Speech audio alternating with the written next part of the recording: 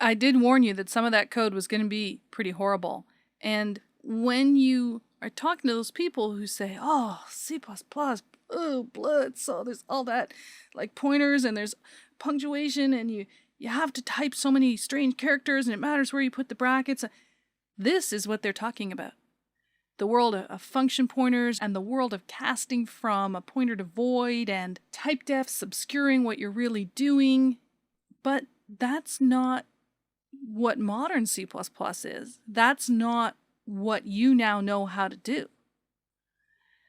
Many cases, people are writing C programs and compiling them with a C++ compiler, or they're writing C programs that happen to have some classes in them and compiling them, obviously, with a C++ compiler, but they're still pulling really heavily on these C idioms, including what we call C-style arrays and C-style strings, and using function pointers and using void pointers.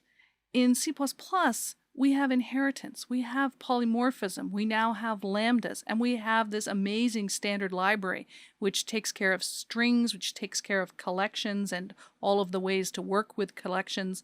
And these sort of safe, sane, sensible ways of tackling the underlying problems are much better replacements for the stuff I've been showing you in this module.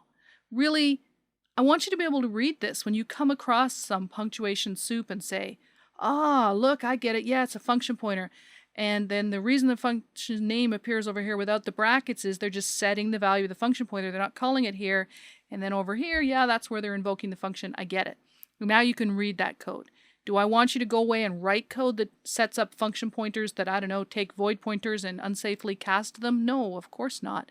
I'd like to see everybody writing modern C++. But it would be a real shame if you said, sure, I'm a C++ developer, and then when someone showed you some of that old stuff said, heavens, I can't even read that. You should be able to read it.